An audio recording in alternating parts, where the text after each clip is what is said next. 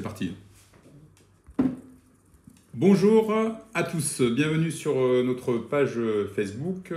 Comme indiqué, nous allons faire ce live aujourd'hui pendant 30, 40, 50 minutes avec Charlotte de Pieretti de l'agence Stéphane Plaza à Bayonne. Voilà, qui va nous présenter le réseau, son agence, le marché de l'immobilier du Pays Basque. Alors vous allez me voir tapoter ici puisque je fais la régie en direct. C'est notre premier live, j'espère que ça va bien se passer. N'hésitez pas à nous poser vos questions en direct sur le marché de l'immobilier, sur les agences Stéphane Plaza, comme vous voulez. Je les verrai en direct et je pourrai les transférer à Charlotte de Pieretti. Voilà. Donc ce que je vous propose, c'est qu'on se retrouve dans même pas 10 secondes.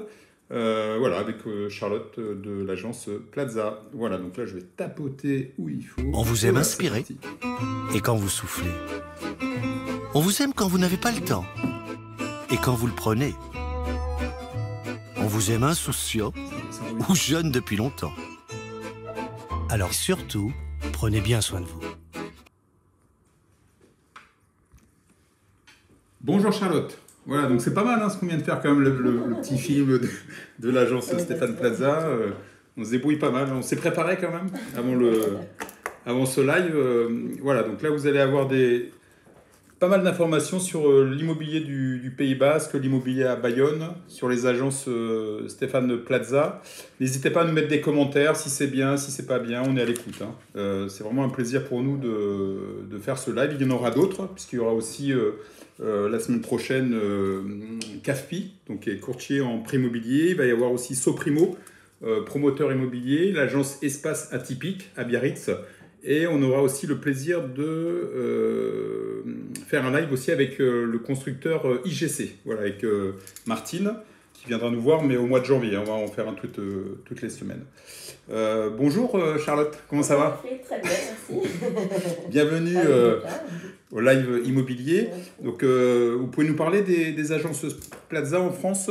Aujourd'hui, il y en a combien? Alors aujourd'hui, on est 530, répartis sur tout le territoire. En ouverte ou en cours d'ouverture. On est 21 sur la région Pyrénées-Landes et sur le Pays Basque, on est 6, dont 2 qui sont en cours d'ouverture, une à Ustaritz et une à Bidart. Voilà.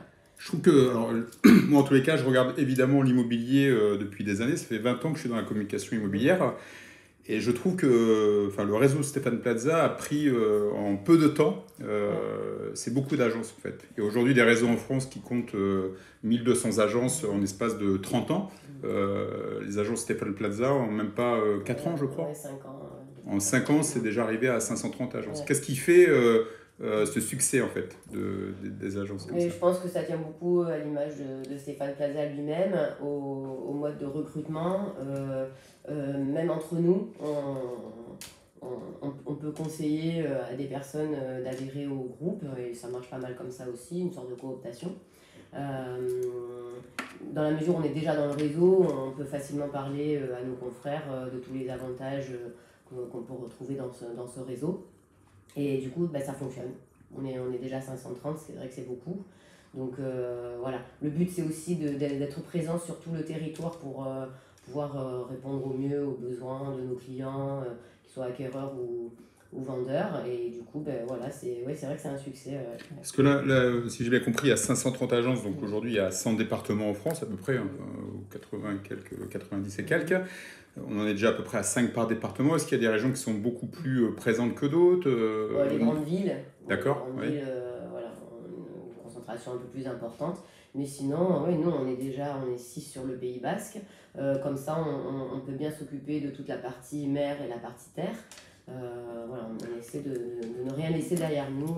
Sur le Pays Basque, comme vous dites, il y a 6 agences, donc il y a la vôtre à Bayonne. Bayonne, ouais. Il y en a une à Anglette, une à Biarritz, une à Cibourg, Saint-Jean-de-Luz, et donc une qui va ouvrir à Bidart, courant janvier. Donc ça, c'est un scoop, ça, pour nous. Ouais. Voilà, premier scoop. Voilà. Donc, une ouverture à... Une autre à Ustaritz. Donc une ouverture à Bidart qui est prévue début janvier. Début janvier, ces 2 agences devraient ouvrir si tout se passe bien pour leurs travaux. Mais elles sont déjà là, donc voilà, elles commencent déjà à travailler avec des équipes formées. toute façon, on travaille beaucoup à distance, donc même si elles n'ont pas encore ouvert leur agence physique, c'est... Voilà, donc il démarre, il y a les travaux qui arrivent, après il y a l'ouverture physique, j'allais dire, des agences. Parce que là, ça doit être un petit peu compliqué quand même pour les travaux, c'était compliqué, là, les retardé. pauvres, ils sont vraiment arrivés au mauvais moment. Et c'est quoi l'état d'esprit en fait, des patrons des agences de Stéphane Plaza? Est-ce qu'ils correspondent à Stéphane Plaza? Est-ce que on a l'habitude de dire qu'on est choisi, c'est vrai, on a un parcours, une sorte de parcours de recrutement. D'accord. Quand on prend contact avec la franchise, c'est une franchise, on passe divers entretiens et pour qu'ils s'assurent qu'on soit vraiment dans le mood Stéphane Plaza, dans l'ADN de la marque. Voilà, on ne vient pas tous de l'immobilier. Pour ma part, je viens du marketing financier, donc rien à voir. Alors vous avez un parcours quoi? Un parcours marketing, c'est ça? Ouais, marketing financier. Et vous êtes arrivé dans l'immobilier Alors, petit à petit, pas complètement par hasard. Il faut quand même avoir un tempérament d'entrepreneur, hein, parce qu'on est quand même indépendant,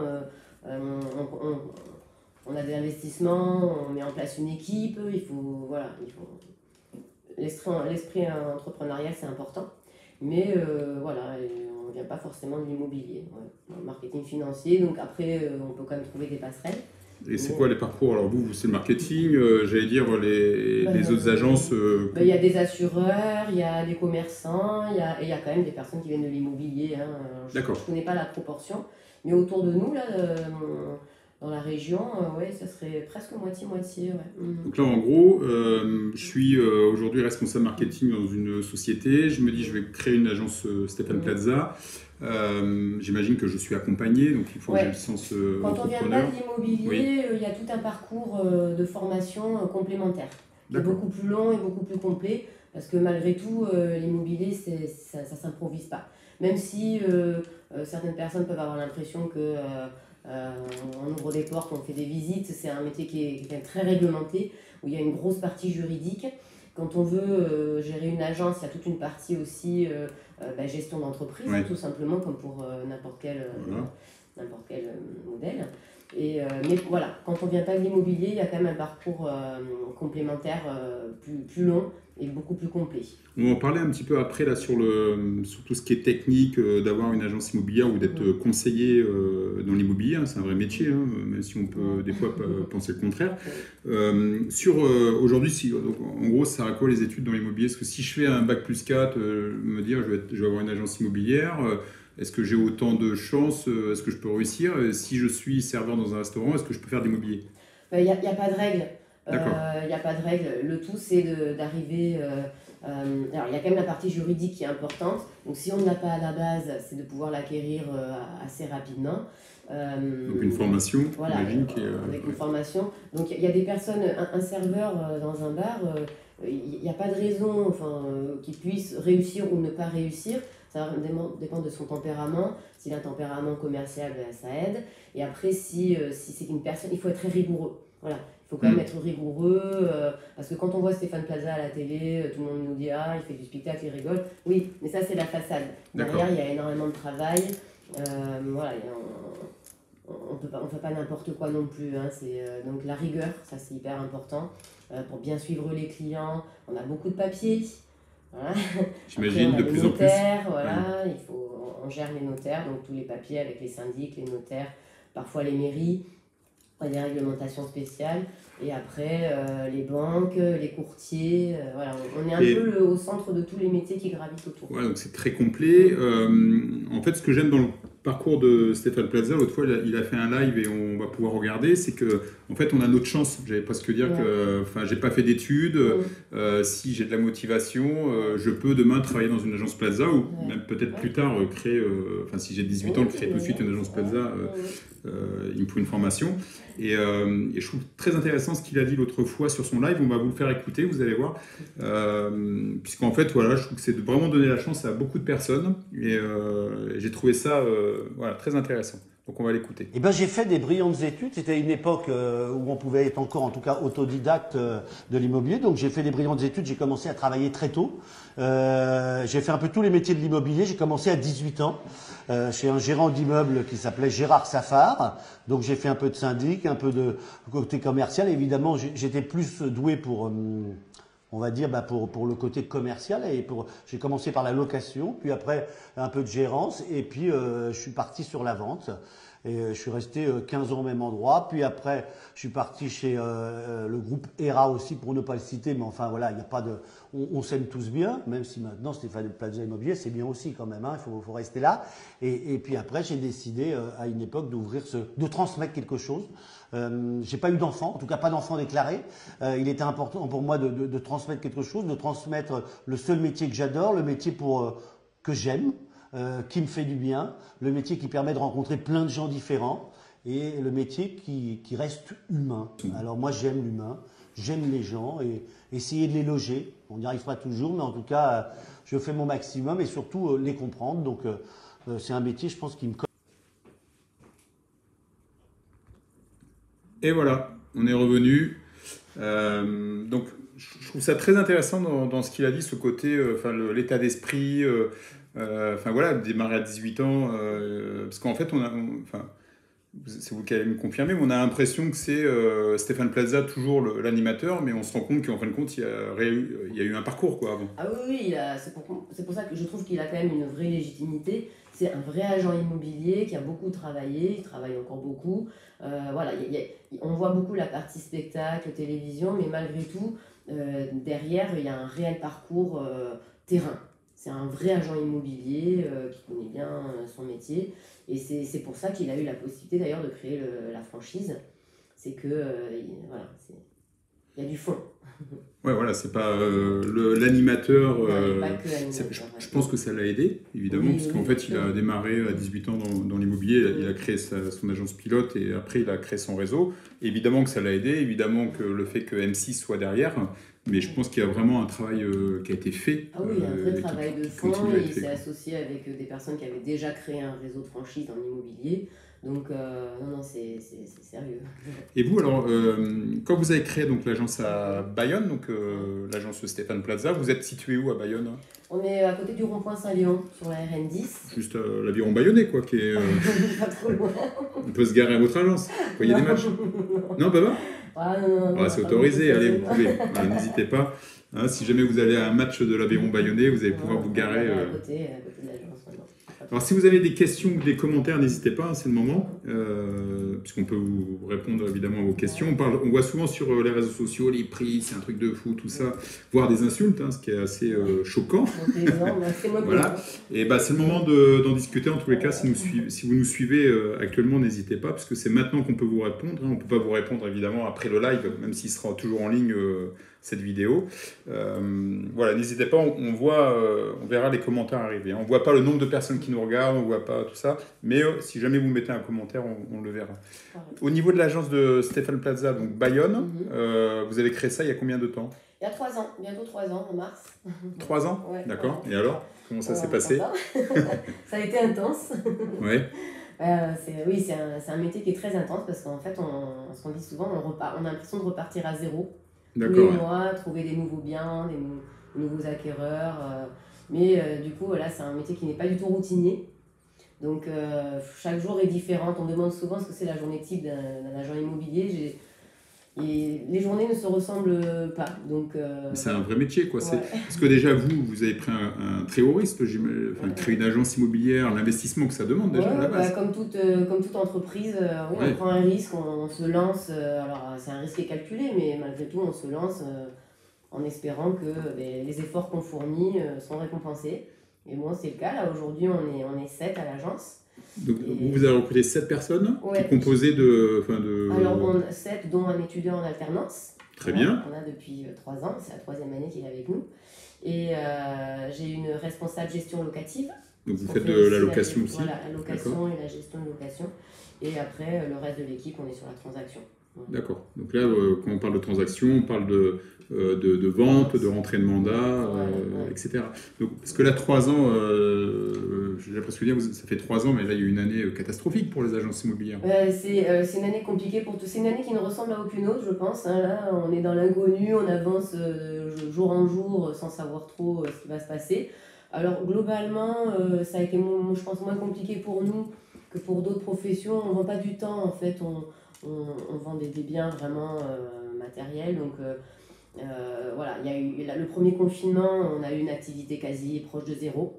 Donc pendant 2 mois. Pendant 2 mois et demi, zéro. Quasiment, voilà, pas de coup de fil. Quand vous dites quasiment zéro, vous avez pas pu rentrer du mandat à l'époque? On a rien fait. On a rentré des mandats en fin de confinement. En fait, dès qu'on a eu une date, c'est les perspectives toujours, hein, dès qu'on a eu une date de sortie de confinement, là, tout le monde a commencé à respirer et tout le monde est reparti vers ses projets. Donc les vendeurs avec lesquels on était en discussion depuis plusieurs mois nous ont fait confiance et nous ont confié leur mandat.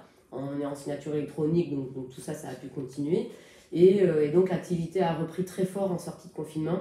On sentait vraiment que tout le monde avait besoin. C'était, il me semble, l'explosion. Nous, on l'a vu sur notre site Basque Immobilier. Autant il n'y avait pas du tout, enfin, très peu de connexions, 10 000 visiteurs, je crois, par mois, mars et avril. Et on est monté à 70 000 visiteurs. D'ailleurs, j'en profite pour dire à ceux qui nous regardent qu'on respecte complètement les distances de sécurité, puisqu'on a, vous l'avez peut-être pas vu, on a ni giaphone entre nous. Hein, voilà, on est arrivé avec nos masques, on repartira avec les masques, hein, comme tout le monde. Et voilà, ça c'est important de le dire. Donc en fait, à partir du mois de mai, donc l'explosion, là, de mai à octobre, j'allais dire, vous avez bien travaillé. Il y a eu beaucoup de demandes dans votre agence. Ouais, même cet été, ou en général, l'été à Bayonne, ça reste assez calme parce que tout le monde part en vacances, on n'est pas une zone de résidence, trop de résidence secondaire. Donc, et là, cet été, on a eu du travail aussi. Et voilà. Ce deuxième confinement, il a été moins serré parce que il y a quand même beaucoup de monde qui a continué à travailler. Donc, nous, la complication, c'était qu'on ne pouvait pas faire les visites, là. Alors, c'est ça que... là, si j'ai bien compris, parce que j'ai écouté le président de la République hier soir, on l'a tous écouté, à partir de samedi, vous pouvez reprendre les visites. On peut reprendre les visites. Alors là, on attend les protocoles stricts, mais vraiment les nouveaux protocoles qui vont être mis en place. Mais visiblement, on peut reprendre les visites avec des règles telles que aérer le bien au moins 15 minutes avant la visite. D'accord. Une seule visite par bien par jour, apparemment. Pas plus de 30 minutes de visite. 30 minutes de visite. Ouais, 30 minutes. Parce que là, j'essaie de comprendre. C'est-à-dire qu'aujourd'hui, c'est un truc de dingue, ça. C'est-à-dire qu'en fait, si jamais... Alors imaginez, je veux voir... Bon, je vais peut-être pas acheter la grosse propriété du Pays Basque. Si je veux voir un 40 mètres carrés, si je veux voir un 40 mètres carrés sur, j'allais dire 30 minutes, j'allais dire ça, mais si je veux voir une maison à 300 mètres carrés plus 30 minutes, ouais, court. visiblement. On attend cette confirmation, mais c'est les premiers bruits qu'on a eu par mon Naïm. D'accord. Donc voilà, après j'oublie peut-être une règle ou deux. On va avoir Les éléments en fait vont sortir aujourd'hui. Ouais, par rapport à ça, donc à partir de samedi, vous pouvez revisiter. Voilà. Aujourd'hui, donc les personnes qui recherchent des biens immobiliers peuvent venir on a dès samedi. Eu beaucoup d'appels ces dernières semaines parce qu'on avait mis de nouveaux biens en vente.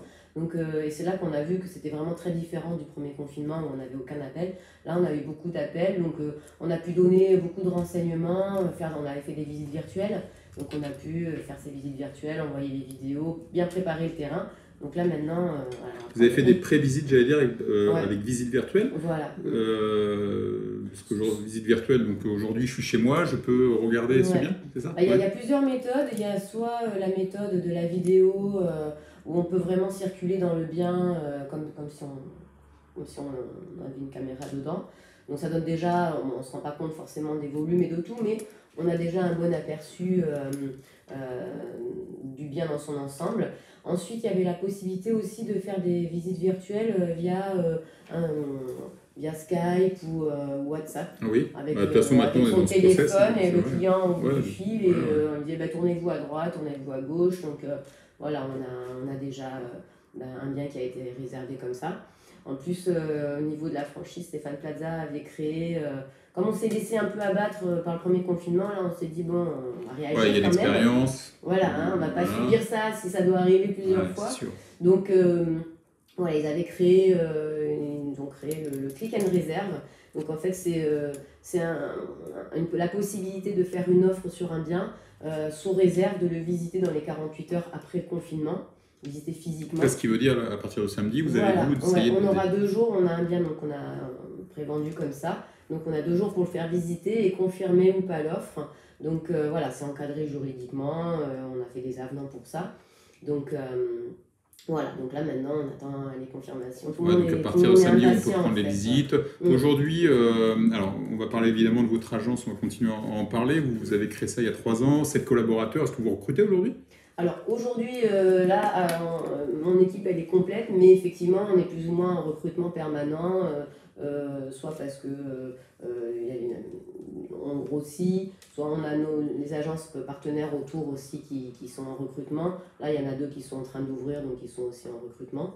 Donc mais n'hésitez pas à nous Donc envoyer. quand même, on est à l'heure où on se pose beaucoup de questions sur le chômage, avec ce confinement, les sociétés, il y a beaucoup de sociétés en difficulté. On a une pensée particulière aujourd'hui pour les restaurateurs, les bars du Pays Basque, hein. On en connaît tous. C'est une souffrance absolue, puisque pendant encore plus de 2 mois, ils sont fermés. J'allais dire, ils ont fait un bon été, mais c'est pas suffisant non plus. Non, mais eux, pour le coup, ils vendent du temps. Oui, voilà. Donc c'est jamais rattrapé, ça c'est jamais rattrapé. Et donc aujourd'hui, dans ce monde où on vit, qui est si particulier, ce qu'on peut dire, c'est que l'immobilier recrute encore. L'immobilier recrute encore. Voilà. Donc ça recrute. Et est-ce que justement, si demain je viens dans une agence Plaza, est-ce que vous me donnez un salaire fixe? Ça dépend. Est-ce que voilà, comment ça se passe quand j'entends parler d'agent immobilier, de salaire fixe? C'est des cas. Il y a les deux. En fait, il y a 2 statuts principaux. Il y a le statut salarié avec un salaire fixe mensuel et des commissions qui viennent en complément, un pourcentage des honoraires. Soit il y a le statut d'agent commercial. Donc là, c'est une personne qui est complètement indépendante, qui n'a aucun salaire fixe, mais qui a un montant des honoraires qui est plus important. Voilà, c'est vraiment 2 philosophies radicalement différentes. C'est des tempéraments différents aussi. J'ai l'impression que c'est, si j'ai bien compris, il y a l'entrepreneur qui lui crée son agence, qui prend des risques financiers sur le capital. Après, il va y avoir l'agent immobilier qui lui est un indépendant d'une certaine manière. Donc c'est entre l'entrepreneur et le salarié, j'allais presque dire. Ça reste quand même des entrepreneurs. Qui de toute façon sera payé que s'il vend. Donc à partir de là. Et après, il y a le salarié qui lui veut une sécurité et peut-être d'ailleurs qui sera même très bon vendeur s'il est comme ça aussi. Rien, oui, voilà. C'est une question de tempérament. Voilà. On peut vous appeler si jamais une personne du Pays Basque cherche un job. Écoutez, on va mettre le numéro. Voilà, c'est Charlotte de Pierretti au 06 08 70 23 12. N'hésitez pas. En tous les cas, vous pouvez les conseiller sur ce métier déjà. Des jeunes qui veulent peut-être se lancer dans l'immobilier sur le secteur. C'est un métier qui est plein de surprises, qui n'est pas forcément comme on l'imagine au début. Toute la partie papier, administratif est quand même assez présente et ça ne plaît pas à tout le monde. Voilà. C'est quelque chose qu'on oublie souvent au début. Les gens parlent d'éco, visite, biens, même relations commerciales. Mais il y a vraiment toute la partie administrative qu'il ne faut pas oublier. Justement, si on vient sur les... Là, on va parler plutôt des acquéreurs. Aujourd'hui, on a un marché d'immobilier qui explose sur la région. C'est hyper compliqué, quoi. Je veux dire, si aujourd'hui je suis primo-accédant, je fais comment pour acheter? Il faut renoncer à certains critères. Je pense qu'un primo-accédant, aujourd'hui, il devra renoncer à quelque chose. Donc, soit renoncer à être proche de la mer, soit renoncer à une superficie et acheter plus petit, soit ne pas avoir de stationnement, pas le quartier dont il aurait rêvé. Voilà. Pour un primo-accédant avec des revenus de jeunes, donc modestes ou peu importants, c'est vrai que c'est compliqué. C'est compliqué, hein, on le voit sur les réseaux sociaux, tout le monde se plaint au niveau des prix, mais vous êtes coupable de ça, non? Non. Enfin, responsable, pardon. Mais c'est vous les agents immobiliers, vous vendez des biens à 700 000 euros, mais on vend des biens à tous les prix, mais... C'est vous ou c'est le vendeur? Non, nous on donne un conseil aux vendeurs. Voilà, ça c'est aussi l'ADN Stéphane Plaza. On essaie, on parle beaucoup de co-construction du prix. On essaie de faire en sorte que le vendeur comprenne l'état du marché, mais le marché réel. Pas le marché dont on entend parler ou le marché qu'on voit sur les petites annonces. C'est vraiment ce qui se vend réellement. L'état de la demande aussi, comme on a des acquéreurs qui nous appellent avec des demandes pas forcément attachées à un bien, mais nous disent je recherche telle chose. On sait quel prix ils sont OK pour mettre dans tel bien, à tel endroit, à tel moment. Ça fait la valeur d'un bien. Mais là, parce que Aujourd'hui, quand on voit un bien immobilier qui est vendu 500 000 euros, et on se dit, on vit tout ça depuis des années, on connaît très bien le marché des années 2000, où on était sur Anglette à 1500 mètres carrés. Quand on voit aujourd'hui à 500 000, on se dit c'est de l'arnaque, c'est pas normal. Qu'est-ce que vous pensez de ça, vous, vraiment ? C'est l'état de l'offre et de la demande. Quand on a une offre qui est bien inférieure à la demande, ça fait augmenter mécaniquement les prix. Parce que le marché d'aujourd'hui, il est comme ça. Ouais. Aujourd'hui, ce qui veut dire quoi ? Vous n'avez pas d'offre ? On manque de biens par rapport au nombre d'acquéreurs que l'on a en portefeuille. On a beaucoup plus de demandes que d'offres. C'est incroyable quand même. C'est-à-dire qu'aujourd'hui, sur des biens immobiliers où on se dit c'est hyper cher, et alors ces offres-là, ils viennent d'où ? Est-ce qu'ils viennent du Pays Basque ? Est-ce qu'ils viennent de l'extérieur ? D'un peu partout. Nous, à Bayonne, c'est beaucoup un marché local. Oui. Mais même pour le marché local, les prix augmentent parce que... Après, il y a aussi le fait que tous les acquéreurs veulent un peu toujours la même chose. Par exemple, pour les appartements, c'est le centre-ville à pied, une terrasse, un stationnement. Donc, si toutes les demandes sont concentrées sur le même type de bien, forcément, ça fait augmenter mécaniquement le prix du bien. Ouais. Et alors, au niveau du... donc aujourd'hui, ce qui veut dire quoi ? Vous avez peu de mandats ? Vous avez peu de biens ? Mandats, ouais. Ouais, c'est le problème des agences, hein, j'ai l'impression. Ouais. Ouais. Donc en gros, aujourd'hui, si je vends ma maison, je peux arriver devant vous en vous disant je l'ai acheté il y a 400 000 il y a 5 ans, vous dire moi j'en veux 600 000. Qu'est-ce que vous me dites ? Je vais regarder si vraiment potentiellement on peut le vendre à 600 000 euros parce que ça marche pas comme ça. Effectivement, beaucoup de personnes fonctionnent comme ça, ce qui est normal. Hein. Un bien immobilier, c'est aussi un bien d'investissement. Oui. Maintenant, il y a la réalité du marché. Donc nous, on fait notre possible pour trouver la bonne valeur que le bien aura sur le marché et faire adhérer le vendeur. Maintenant, si le vendeur veut le mettre à 600 000 euros, c'est pas nous les propriétaires, hein, c'est le vendeur. Donc, oui. Après, parfois, le coup de cœur et la rareté des biens peut faire que sur certains biens, les prix s'envolent. Il y a quelque chose qui peut paraître déraisonnable, mais malgré tout, tant qu'il y a des acquéreurs à un certain prix, c'est ça qui fait la valeur du bien. Ça devient des produits tellement rares que l'acheteur, en fait, il est prêt à mettre 50 000 euros de plus si le bien lui convient. Pour avoir ce bien-là à cet endroit-là. Ouais. Et vous ressentez quoi depuis que vous avez votre agence, depuis 3 ans, vous sentez un marché qui progresse Le marché progresse, oui, les prix augmentent. Alors peut-être moins vite chez nous que quand on descend vers le sud du Pays Basque, mais c'est vrai que les prix augmentent. D'accord. Je ne pense pas que ça pourra baisser un jour. De toute façon, on a un stock de biens à vendre qui est nettement inférieur à la demande, donc forcément... Voilà. Le marché, en fait, aujourd'hui, il y a peu de biens à vendre, en réalité, c'est ça. Voilà. Donc, il y a plus d'offres. 5 vendeurs pour 2 acquéreurs, là, ça changera. Donc, ce qu'il faudrait, c'est quoi ? C'est que vos stocks, le jour où il va commencer à augmenter dans votre agence, ça va... Peut-être que ça fera stagner les prix. Déjà stagner au niveau des tarifs. Quoi. Mais après, on est une région hyper attractive, on le voit. Hein, le sud-ouest, tout le monde veut venir chez nous l'été. Voilà, on a de la chance. Hein. On est un beau pays, il y a l'océan. On a énormément de monde cet été. C'est vrai, voilà. Même si j'entends sur d'autres régions de France, ils ont le même problème, quoi. Je veux dire. Voilà. Après, il y a des régions où c'est le problème inversé quand même. Hein. Ouais. Où il y a plutôt une baisse. Plutôt une baisse, ouais. Sur les grosses villes, je crois, c'est ça, non ? Certaines les grosses villes, il y a plutôt une stagnation. D'accord. Mais oui, je pense qu'il y a des régions de France qui sont moins attractives. Alors si moi, je veux avoir le bon tuyau, je fais comment si je suis acquéreur je sais pas quoi, j'ai un budget, je me dis tiens, j'ai envie d'acheter pour passer avant les autres, parce que si on est 50 sur le même produit, comment je dois faire ? Faut pas hésiter à vous appeler votre agence, vous nous appelez, vous nous faites part de votre recherche. On n'aura pas forcément un bien à vous proposer tout de suite. C'est souvent une grosse source de frustration de la part des acquéreurs. Ils ont l'impression qu'on les oublie, qu'on les laisse dans la nature, parce qu'on ne les rappelle pas suffisamment, mais c'est qu'en fait, on n'a pas grand-chose à leur proposer sur le moment. Mais n'hésitez pas à nous appeler pour nous faire part de votre recherche, parce qu'il arrive des cas où on vend comme ça un bien en le proposant aux clients qu'on a en portefeuille et on n'a même pas le temps de le publier, qui est déjà vendu.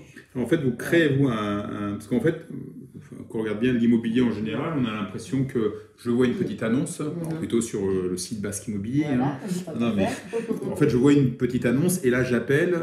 Ça se passe pas comme ça en réalité. Si, ça se passe quand même comme ça, mais c'est vrai qu'il y a certains biens pour lesquels, par exemple, avant de les publier, on les envoie à notre fichier client, mais ça se fait en une journée, en 2 journées. Hein. Et là, si ça correspond à la recherche d'un client, eh bien, En fait, quand vous rentrez un mandat, ouais. J'allais presque dire, vous ne le publiez pas encore sur les sites. L'espace d'un jour ou deux pour le publier, le temps que les papiers soient prêts, on l'envoie déjà à nos clients. Ah, donc là, voilà, et donc, quand vous dites vos clients, c'est quoi? C'est le fichier d'acquéreurs qui vous ont déjà contacté avant. Sollicité, ouais. Et peut-être aussi, et je pense qu'on va passer la vidéo, vous avez un espace qui est... franchement, je ne connaissais pas avant, hein, ça existait peut-être, je trouve ça assez génial sur le site de Stéphane Plaza Immobilier. J'aime bien ce parcours client, en fait, c'est je m'inscris sur le site en tant qu'acquéreur et derrière je peux avoir des conseils déco, etc. Je trouve ça vraiment bien et d'ailleurs ça va peut-être donner des idées aux autres, mais on va vous le passer voilà, pour regarder. Si jamais vous recherchez un bien, pensez à vous inscrire d'abord. Et dès que vous rentrez le mandat, ça vous permet, vous, de les contacter derrière. On vous le passe. Hein.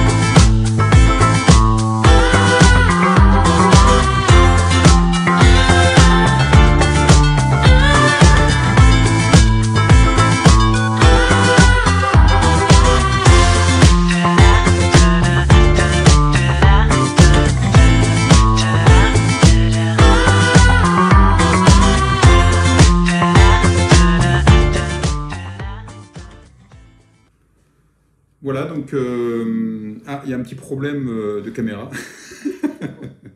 C'est la technique, hein, on peut pas être parfait non plus. Hein. En fait, j'ai pas cliqué sur le bon. En fait, on avait une question, donc là, notamment pour les acquéreurs, on vient de vous passer la vidéo qui est, je trouve, très intéressant. Et en fait, il y a une question qui rejoint de Vanessa, en fait, qui disait pensez-vous que l'immobilier va prendre un nouveau virage après le Covid 2019 et notamment la disparition de la prospection avec les flyers et moins de passages physiques en agence?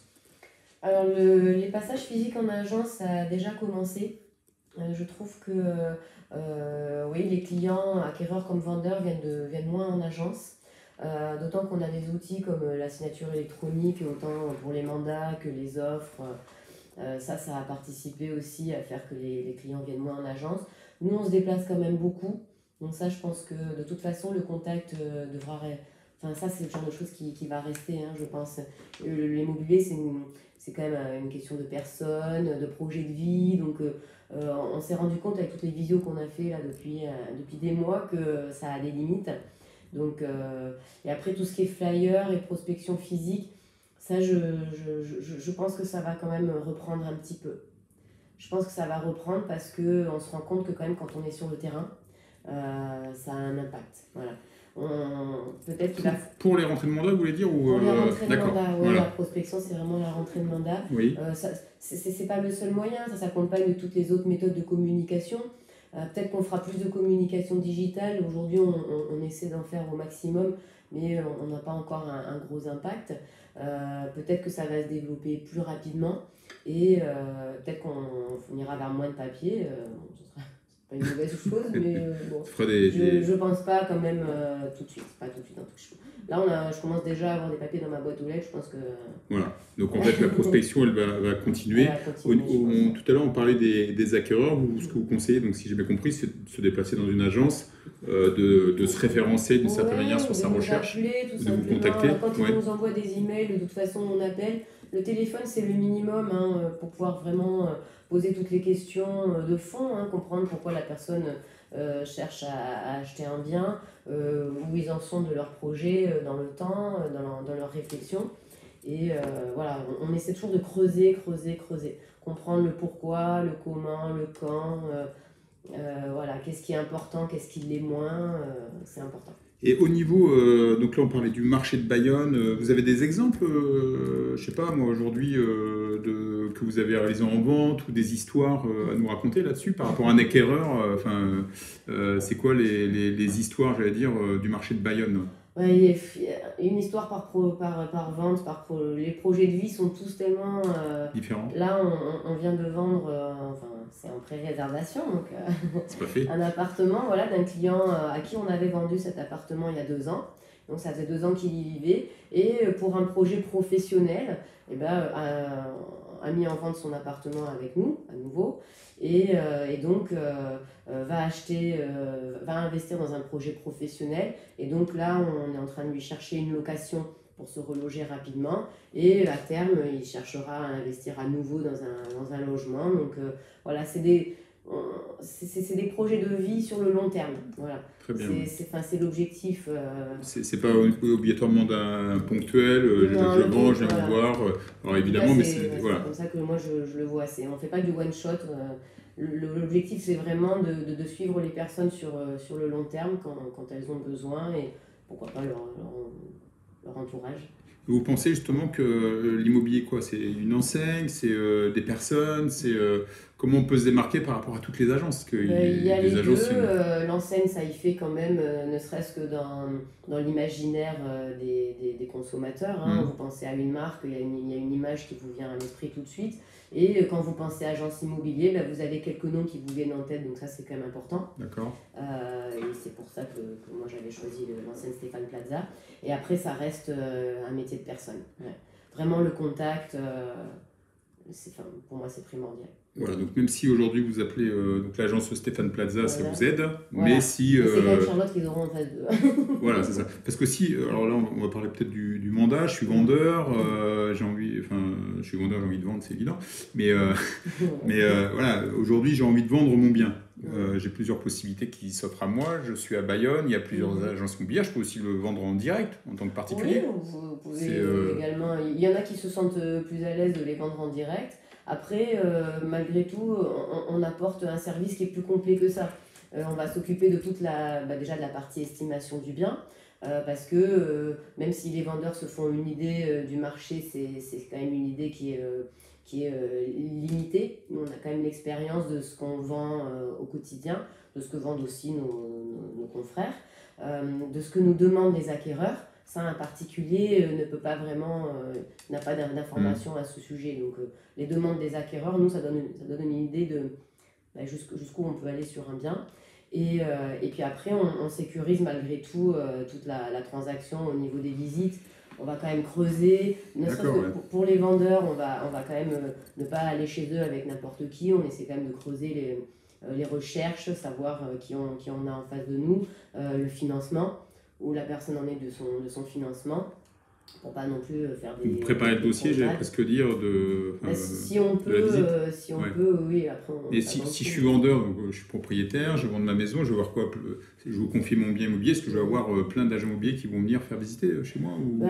si ça vous plaît, oui. Non, en fait, c'est là où c'est important, vous allez me dire comment vous voulez qu'on fonctionne avec vous. Voilà. Si vous voulez qu'il n'y ait qu'une seule personne qui rentre chez vous, que ce soit toujours la même personne, il suffit de nous le dire et nous on s'organise en fonction. D'accord. Globalement, de toute façon dans l'agence en Transac on est 4-5, donc ça tournera avec l'équipe. On fait partie du fichier AMEPI, donc qui est un partage de mandats entre confrères de la zone. Et là, par exemple, on ne laisse pas nos confrères d'autres enseignes aller chez nos clients sans qu'on soit présent. Voilà. Systématiquement, au pire, vous les accompagnez. Voilà, quoi. Parce qu'en fait, aujourd'hui, si je vends ma maison ou mon appartement, pourquoi je ne passerais pas à travers les sites d'annonces de particuliers? Qu'est-ce qui m'empêche? Il n'y a rien Est-ce que j'ai le droit de le faire déjà? Vous empêche. Oui. Et après, voilà, c'est une question de temps. Vous n'allez pas toucher tous les acquéreurs. Il y a environ 30% des acquéreurs qui ne passent jamais de particulier à particulier. Justement parce qu'ils ont cette... alors, il y en a qui n'ont pas le temps, pas envie de chercher, ils ne savent pas trop. Il y en a qui n'ont pas envie d'aller chez les particuliers sans être accompagnés parce que il peut y avoir des craintes de ne pas savoir où ils mettent les pieds, hein, globalement. Il y a parfois il y a souvent des points sur lesquels l'acquéreur particulier n'aura pas été alerté. Et alors que nous, quand on prend un mandat, on va vraiment regarder tout ce qui peut coincer, tout ce qui peut poser problème. Pour les maisons, avec un bout de terrain constructible, on va s'assurer que c'est vraiment constructible, dans quelles conditions, l'assainissement, voilà, on va regarder toutes ces parties techniques que l'acquéreur particulier ne connaît pas forcément. On va l'accompagner s'il a besoin d'accompagnement sur son dossier de prêt. Voilà, toutes ces personnes-là, les vendeurs en direct ne les auront pas en fait, parce qu'il y a toute une partie d'accompagnement qui va manquer. Alors, juste pour vous dire, il y a Mayou qui nous pose une question, on va lui répondre tout à l'heure. Je voulais juste terminer sur le vendeur. Parce que par rapport aux particuliers ou les agences immobilières, le choix des agences, etc. Moi, en tous les cas, ce que je ressens, c'est si je suis vendeur d'un bien immobilier, je mets ça sur un site de particulier, j'ai pas un risque de cambriolage? Il y a le risque de cambriolage, ça c'est évident. Hein. D'abord, vous allez vous faire recevoir beaucoup d'appels de personnes qui ne sont pas forcément intéressées. Il y a beaucoup de curieux. Il peut y avoir effectivement des cambrioleurs, hein, je ne souhaite à personne. Après, on offre quand même des services complémentaires au niveau de la mise en valeur du bien avec les homestaging virtuels. Ça, c'est quelque chose qu'on essaie de faire au maximum. Il y a des biens, par exemple, qui sont à rénover. Oui. Où là, donc, on fait faire une rénovation virtuelle par un partenaire et ça met vraiment en valeur le bien.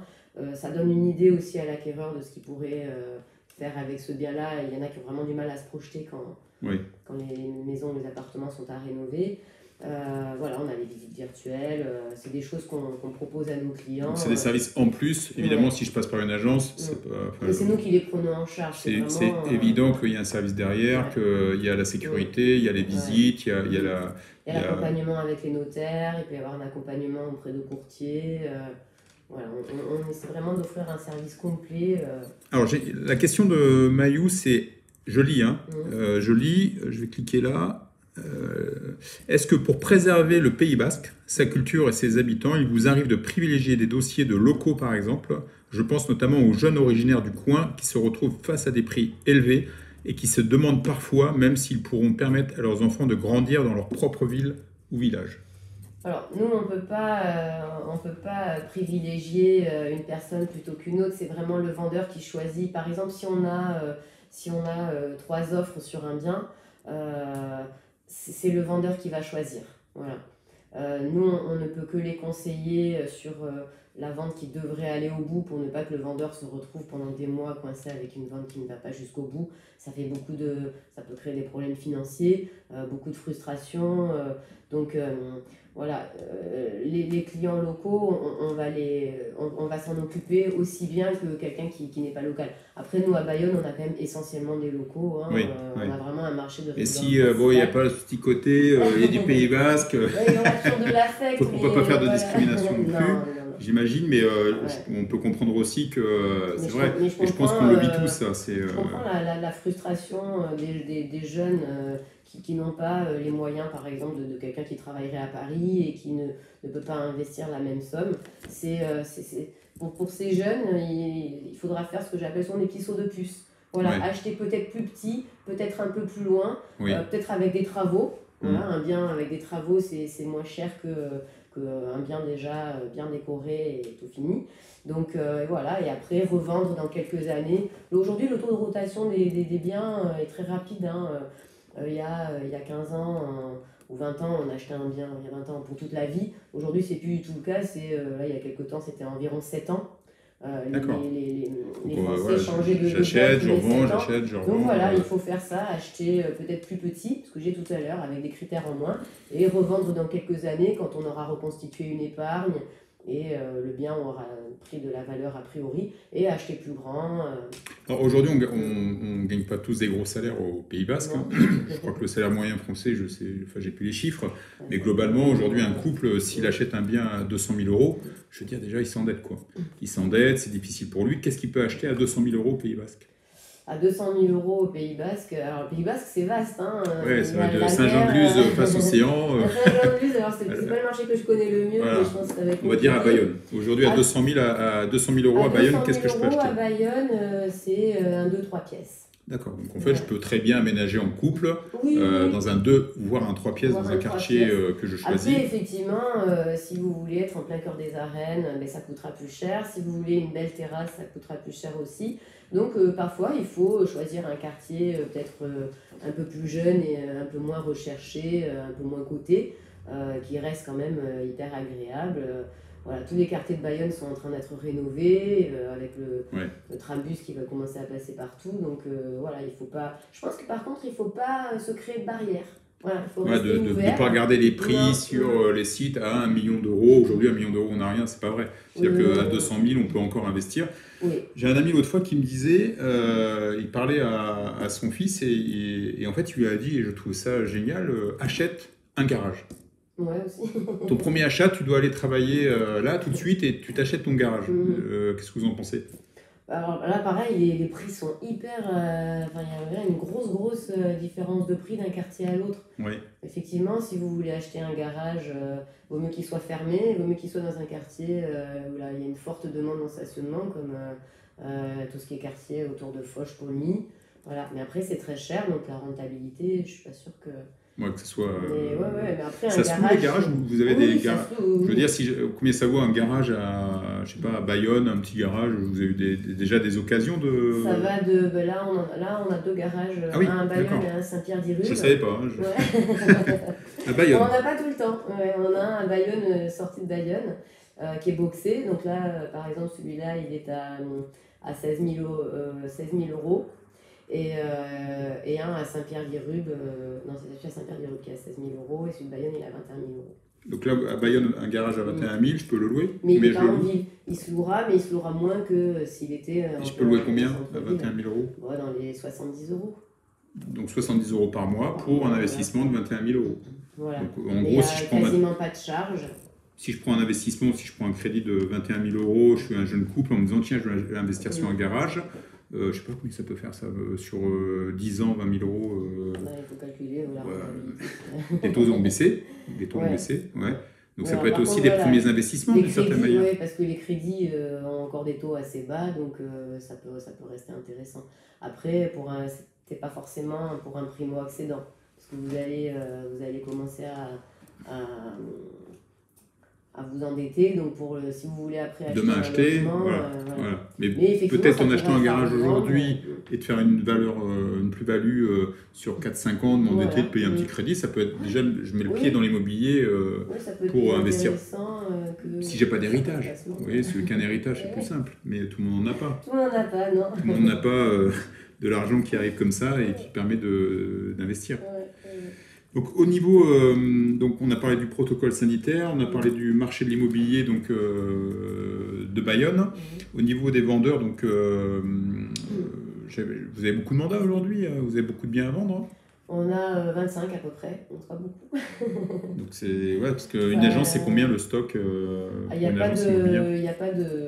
pas de règle. Hein. Les agences parisiennes, je pense qu'elles ont 5 mandats en stock. Et après, ça dépend si ça tourne régulièrement et rapidement, c'est pas forcément un souci, mais c'est un souci pour les acquéreurs. C'est que ça participe, ce qu'on disait tout à l'heure, à faire monter les prix et à la frustration des acquéreurs. Et on a aussi le problème que les vendeurs, ayant peur de ne pas se reloger par la suite, attendent d'acheter pour revendre, et du coup on tourne un petit peu en rond. Donc là, vous avez tout le monde attend d'acheter pour vendre. Et on a comme ça en fait, vous avez donc 25 mandats en ce moment, ce qui est un petit stock, non? J'ai l'impression que c'est bien, moi, non? Non, c'est pas... Ça va, mais c'est un petit stock. Hein, d'accord. Et sur ces mandats-là, on parle beaucoup d'exclusivité. Donc c'est quoi parce que je confie mon mandat en exclusivité, mais est-ce que l'agence immobilière va mieux travailler que si c'est un mandat simple? C'est quoi le... Alors, on va de toute façon s'occuper des mandats exclusifs comme des mandats non exclusifs, hein, ça c'est évident.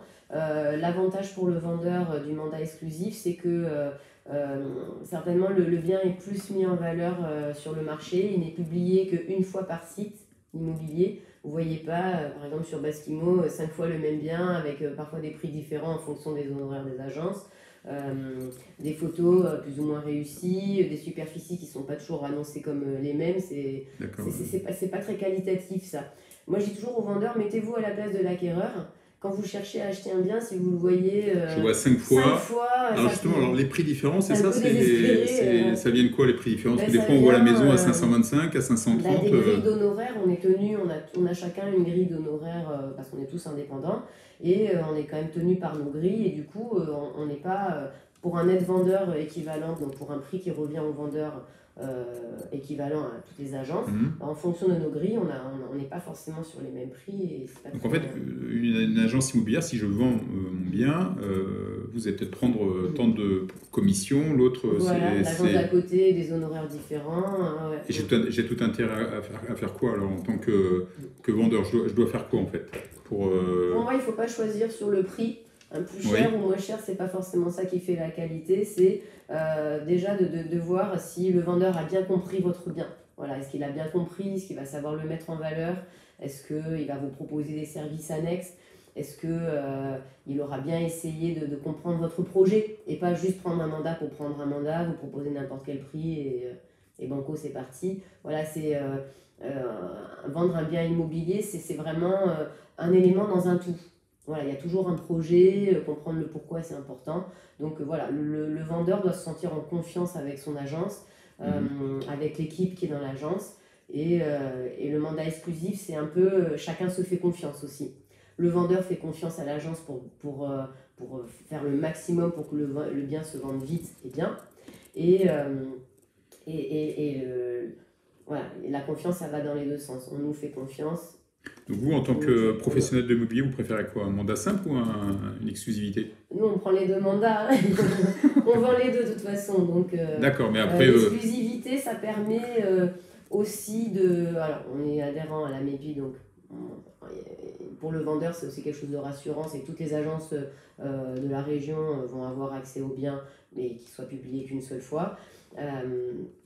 On peut aussi défendre entre guillemets le prix du vendeur, c'est-à-dire que si on n'est pas plusieurs agences à faire des visites en même temps et c'est au premier qui arrive et on fait les choses de façon peut-être plus sereine pour le vendeur et du coup c'est vrai que le prix est peut-être défendu. J'ai entendu dire que je pouvais, et c'est des pros qui m'en parlaient, je pouvais très bien vous confier en exclusivité mon mandat, d'accord. Et après, d'une certaine manière, parce que souvent ils ont peur, oui, si je suis en exclusivité avec cette agence-là, je ne pourrais pas le vendre ailleurs, je ne pourrais pas faire peut-être un site de particulier, j'en sais rien. L'autre fois, un professionnel m'a dit, mais si jamais il me confie le mandat en exclusivité, moi à l'inverse, je peux le gérer en partage d'exclusivité avec une autre agence. Ouais. Ça, vous pouvez vous le faire ou Alors, c'est des co-exclusivités. Donc, ça arrive, par exemple, bon, ça nous est arrivé plusieurs fois, le vendeur a une bonne relation avec deux agences. Oui. Et à ce moment-là, les deux agences travaillent de concert, en fait, prennent une co-exclusivité. On essaie dans ces cas-là de ne pas publier sur le même site parce que ça perd quand même. En fait, ça perd quand même de sa qualité parce que si chacun veut publier sur les mêmes sites, à nouveau, on perd en qualité, je trouve. Vraiment, je trouve que c'est moins qualitatif quand on voit une annonce 2 fois, 3 fois, 4 fois. Et justement, alors peut-être moins maintenant, mais on avait souvent, on est tous comme ça, hein, on regarde, on recherche un bien, puis d'un seul coup, on voit ce bien qu'on a déjà vu depuis 3 mois. Tiens, il est déjà paru plusieurs fois. Tiens, d'ailleurs, son prix l'a baissé. Est-ce qu'on casse pas la valeur du bien d'une certaine manière en faisant ça? D'où l'importance du prix de mise en vente. Voilà. C'est ce qu'on disait tout à l'heure, c'est le vendeur qui va choisir son prix, hein. De toute façon c'est le propriétaire, c'est son bien, donc c'est lui qui choisit. C'est pour ça que si on part trop haut, nous on leur dit souvent, on peut tenter de partir sur la tranche haute de la valeur qu'on estime du bien, tenter le coup de cœur, pour les biens qui sont très rares, c'est tout à fait cohérent, hein. Le tout c'est de ne pas le faire trop longtemps. Parce qu'on le voit très vite quand on n'a vraiment aucun retour sur un bien dans les jours qui suivent une publication sur les sites immobiliers, c'est que vraiment on est trop cher, on est au moins 10% trop cher. Souvent, les vendeurs ne comprennent pas pourquoi il n'y a pas au moins des visites ou au moins des offres, pourquoi les acquéreurs ne tentent pas des offres de plus de 10% plus basses que le prix affiché. Ça peut arriver, mais en général, non. Quand c'est trop cher, les gens n'appellent pas. Donc ça, on le dit aux vendeurs, on peut tenter une mise en vente haute, mais effectivement, un bien, il s'abîme rapidement sur les réseaux. Voilà, et il se dévalorise peut-être dans la vente. Et au final, le risque, c'est qu'ils se vendent dans longtemps est moins cher que l'estimation de base si on avait été plus raisonnable au début. Mais certainement. Parfois, quand on vend un bien en 3 jours, les vendeurs nous disent « Ah, on aurait dû le mettre plus cher, il n'était pas assez cher, il s'est vendu trop vite. » Sinon, la demande est tellement forte que quand un bien se vend vite, c'est tout simplement que... En fait, chaque bien est différent. Aujourd'hui, on va répondre aux commentaires qu'on reçoit sur les réseaux sociaux, ils sont très intéressants. On répondra à Romain tout à l'heure, qui est un petit peu agacé, ce que je comprends. Mais vraiment pour dire sur le mandat, justement, parce que ce qu'il faut comprendre, c'est qu'en fait, il n'y a pas de prix de l'immobilier. De toute façon, le prix, pour moi, c'est un mauvais terme. Le terme, ça serait plus une valeur. D'accord. Le bien, il a une valeur sur le marché parce qu'il y a en face des acquéreurs qui sont prêts à mettre un certain montant pour ce bien-là. Ça donne une valeur. Moi, et je dis souvent à mes clients qui ont acheté un bien et qui ont fait de grosses rénovations, et parfois on se dit, mais on aurait mis des robinets en or dans ce bien, il n'aurait pas eu une valeur plus importante. Oui. Il y a une valeur pour un endroit, à un moment. Voilà, ça me fait penser.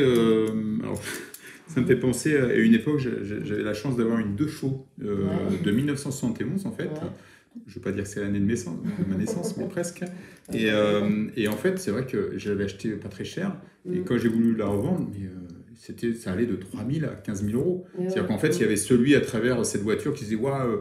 Et je pense que celui qui veut acheter à Bayonne, au quartier des Arènes, parce qu'il a été élevé ici, avec ses parents, et qu'il est prêt à mettre beaucoup d'argent pour y revenir. Voilà, c'est ça. C'est pour ça. Moi, je n'aime pas parler de prix d'un bien, plutôt de valeur. Voilà. Et la valeur, c'est fluctuant. Et pour revenir sur l'exclusivité dont on parlait tout à l'heure, il ne faut pas que les gens se sentent coincés dans l'exclusivité, parce que comme je parlais de confiance réciproque, quand nous, la confiance qu'on veut donner à nos clients, c'est il ne faut pas se sentir coincé. D'abord, la durée du mandat, elle est variable. Sur l'exclusivité. C'est-à-dire que ce n'est pas définitif. Alors, c'est pas définitif, il y a un délai de rétractation. Et puis surtout, si vous n'êtes pas à l'aise avec 3 mois, 6 mois, on peut faire 1 mois, on peut faire 2 mois. Ça, nous, on a un mandat donc l'agent immobilier n'est pas si figé que ça. Non, on n'est pas là pour coincer les gens, en fait. C'est ça. C'est une relation de confiance mutuelle. Voilà, pour les accompagner. Le bien se vende vite et bien et que tout le monde soit satisfait. Et puis, je pense aussi, là, il y a Romain qui parle d'argent, mais d'une certaine manière, ça fait des années qu'on entend ça, l'agent immobilier. Mais la réalité des choses, c'est qu'aujourd'hui, déjà, l'agent immobilier, ça crée des emplois. Les commissions d'agence, en fait, soit je vends entre particuliers, en effet, je vais gagner mes commissions d'agence, mais si je passe par une agence immobilière, je vais créer aussi de l'emploi. Donc c'est aussi on fait marcher du local, quoi. C'est-à-dire que, je veux dire, si demain vous faites du chiffre d'affaires, vous allez faire travailler des salariés, vous faites travailler comme un restaurant qui est au niveau local. Et pour répondre et qu'est-ce que vous pouvez répondre à Romain? Il a raison, mais le problème, c'est que il dit quel dommage que l'argent passe avant la culture basque et ses habitants. Bravo. Qu'est-ce que vous lui répondez? Moi, je comprends pas trop la question. Je pense que c'est valable dans toutes les régions. Je pense que la base est surtout venue de la spéculation. Il y a des régions où il y a une forte spéculation immobilière. Alors, pour Bayonne, je nous sens un peu moins concernés parce qu'on n'est pas dans un marché de résidence secondaire de façon traditionnelle. Nous, la majorité de nos clients sont vraiment des locaux, des gens qui vivent ici, qui travaillent ici. On a des Bayonnais qui reviennent. Quand on parle de culture basque, là, il parle d'argent et de culture basque. Est-ce que... Pour moi, ça n'a rien à voir. Dans l'immobilier, on parle toujours d'argent parce que oui, on achète et on participe à l'achat, à la vente, à la location, parce qu'on pourrait parler de la location qui est aussi très très compliquée dans la région. On n'est pas à l'origine de la spéculation immobilière qui fait flamber les prix. Voilà. Nous, on est un acteur... L'origine, j'essaie de comprendre, parce que l'origine, c'est quand même le propriétaire. Le propriétaire, à la base, non? Oui, qui vend, c'est lui qui Voilà. vend. Et là, quand il Les parle terrains, de... quand ils sont très chers, c'est pas nous qui vendons les terrains, c'est les propriétaires. Et quand il parle de culture, déjà, il parle de quelle culture moi, je comprends, parce qu'on est tous, de toute façon, concernés. Hein. On est avant tout, on est logés, on vit au Pays Basque, etc. Après, on peut parler aussi de sport, on peut parler de rugby. Je crois qu'aujourd'hui, tous les gros clubs de rugby ici, alors que ce soit Biarritz, mais même Bayonne, même à Saint-Jean-de-Luz, souvent les partenaires, c'est des agences immobilières, c'est des promoteurs, donc ils financent aussi, je pense, une partie du sport d'une certaine manière en tant que sponsor. On participe à la vie locale. Hein, vous n'êtes pas des gens de pas d'ici, j'ai l'impression que vous êtes tous d'ici, quoi. Vous avez une agence, vous êtes d'ici, quoi. Hein, on est d'accord. C'est pas obligatoirement. Après, la spéculation immobilière, c'est un problème de. Mais la spéculation immobilière, c'est quelque chose de mécanique. Hein. Pour qu'il y ait un acheteur qui achète à prix d'or un bien, il faut qu'il y ait un vendeur qui le vende à prix d'or. Donc, et vous êtes les intermédiaires. On fait se rencontrer les gens, mais c'est pas nous qui disons aux propriétaires basques. Vendez votre maison, je pense qu'elle vaut 400, mais vendez-la à 800 000, comme ça vous allez gagner plus d'argent. Voilà. Nous, c'est pas ça. Nous, on est obligé de coller à la réalité du marché. Et effectivement, je comprends qu'il y ait des personnes qui se sentent un peu agressées par toutes les personnes qui arrivent d'autres régions pour vivre ici ou pour passer les vacances ou faire beaucoup de locations saisonnières.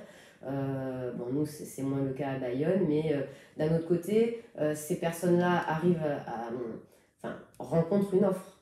Voilà. Ouais. Et après, je comprends aussi, là, j'étais ce week-end à Chambre d'Amour, parce que nous, on est basé à Anglet de Chambre d'Amour, on n'est pas à Paris ou ailleurs. Et c'est vrai, j'ai discuté avec un jeune couple qui vient d'acheter, en fait, elle est bordelaise, lui, il est toulousain, et ils viennent d'acheter à Anglet. Et il me dit, on a acheté une maison à Anglet, et il dit, c'est vrai que l'avantage, c'est qu'on a vendu à Paris. Ouais. Donc c'est vrai que lui, il avait du pouvoir d'achat, mais quand je l'écoute, il n'est pas du Pays Basque, mais il a vécu à Bordeaux, Toulouse, ils sont en couple, ils veulent élever leurs enfants ici. Qu'est-ce qu'on peut leur dire? Est-ce qu'on leur dit de repartir? Est-ce que ça sera... c'est compliqué quand même de... L'agent immobilier, vous ne pouvez pas leur dire non, je ne veux pas faire des visites, c'est pas possible ça. Bon. Ah non, pas question. On n'est pas contre, évidemment. Non, on ne peut absolument pas faire ça, et de toute façon, Et de la même façon que le Basque, quand il a envie de changer de région et d'aller ailleurs, on est tous un étranger pour quelqu'un. Hein, donc, voilà, on peut pas. Le Pays Basque, je pense, a été. Moi, je pense que la seule chose qu'on peut faire, et ça appartient pas aux agents immobiliers, et d'ailleurs, les mairies le font très bien. Je pense que c'est la responsabilité des mairies. C'est-à-dire que s'ils débloquent... alors après, on va dire, oui, il y a plein de programmes neufs. Mais si on fait plus de logements, ça va permettre d'apaiser les prix. Aujourd'hui, il y a des logements sociaux. C'est-à-dire qu'aujourd'hui, les promoteurs se plaignent d'ailleurs, c'est une grosse part pour les primo-accédants, en fait. Et ça, je pense qu'il faut se renseigner directement dans les organismes pour accéder à la propriété oui, parce qu'il y a plein de logements sociaux qui sont à vendre pour les particuliers au bout de 30 ans. Pour la location, il y a quand même eu comme la loi Pinel qui aide en fait les revenus un peu plus modestes à trouver une location confortable, parce que aujourd'hui les Pinel, c'est des appartements qui sont neufs, donc ils sont hyper confortables, bien équipés et qui ont quand même des loyers inférieurs grâce à la défiscalisation pour les propriétaires. Donc malgré tout, je pense qu'on peut réussir à faire se rencontrer les intérêts de chacun. Voilà. Mais on ne peut pas empêcher un propriétaire, si le marché est favorable, on ne peut pas l'empêcher de vendre son bien à un prix qui peut paraître déraisonnable. Vous avez demain une maison à 500 000 euros, on vous propose 100 000, qu'est-ce que vous faites? 600 000 euros, qu'est-ce que vous faites? Vous la vendez? Oui, parce que c'est pas nous qui fixons le prix. Il y a des propriétaires qui ont acheté des appartements 120 000 euros et qui les revendent 300 ou 400 000 euros.